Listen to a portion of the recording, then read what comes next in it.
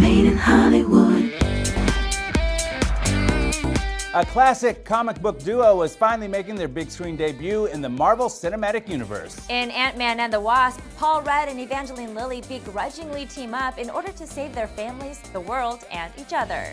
Hi, I'm Evangeline Lilly. You're watching Made in Hollywood. Please enjoy this scene from Man and The Wasp. So, how long have you been Ant-Man again? Not long. It just sort of happened. I wish I could fight bad guys like you.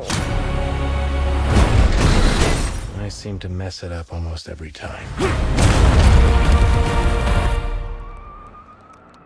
For the first film, your son, you said that when you told him that you were going to be Ant-Man, he said, "I can't wait to see how stupid that'll be." Mm-hmm. Did he still feel the same way after he saw it? And does he feel that way today? No. He really loved it. He loved the first one. He got caught up in all of it. He's gotten really into the Marvel films and he's gone back and seen them all. He is really proud and really excited, but he's also 13 and he's just like, oh, Dad. I'm still his dad, yeah, and it's like, you wanna hang out with your friends and your parents are lame. Maybe you just need someone watching your back. Hi.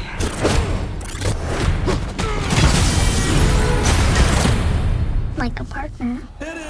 At the end of the first film 3 years ago, we got so hyped because at the end we saw the costume, but we didn't get to see you in it. This time around, you get to do all the fun things that come with being in a superhero movie.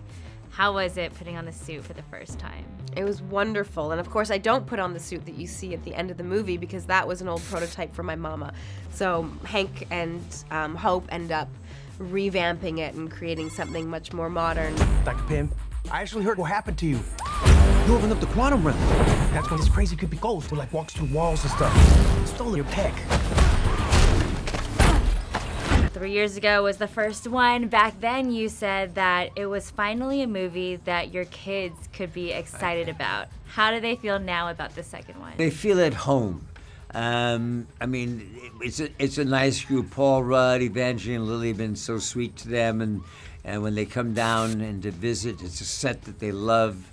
They feel like, you know, like part of it. Now she wants to take over the world or whatever. Who would have believed that in your hour of need, you would turn to us? Not me. Because we robbed you. Do you remember? That's us. Ghost isn't your normal villain. She's not trying to take over the world. How would you describe her in this movie? As villains go, I always kind of say, because I've kind of played the villain character before, and as villains go, you kind of have to go, no, you have to look at it as if you're the good guy. The only chance we got is both of you. Man and The Wasp teaming up. By the end of the first film, I thought, okay, they're cool now, kind of father-son type of relationship. But in this movie, I still felt like he's still not sure about Scott. He's not. I don't think he is. Especially, well, now I'm looking out for my daughter.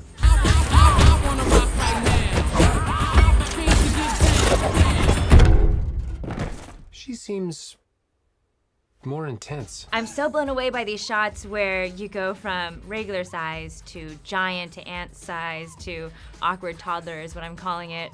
What is that like for you on set? It's an interesting thing because I know that I'm not there doing those shots because it's done with Post. in post, and so I'm saying lines. However, the toddler ones, that was the most complicated stuff to do in the whole film. It gets crazy, particularly with what happens with Scott Lang and his suit in this movie.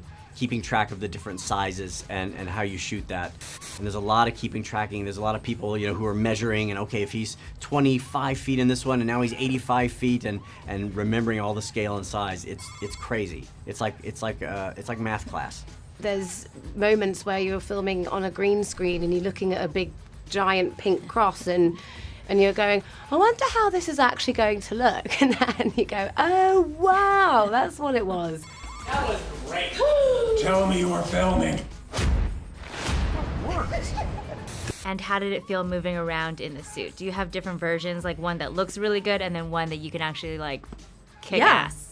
Yes, exactly. There's a suit that I would wear for stunts that's not nearly as beautiful because it doesn't fit quite as well because I need to be able to lift my arms, I need to be able to lift my legs, which I cannot do in the beauty suit.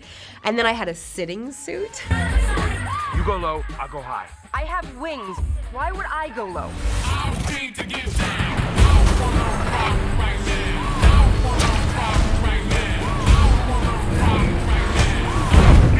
We're gonna die.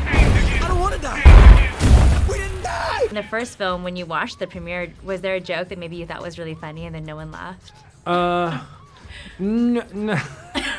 No, that happens to me on a daily basis, by the way. At home? Yeah.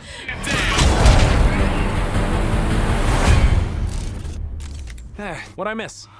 We were just tiny. It takes two to make a thing go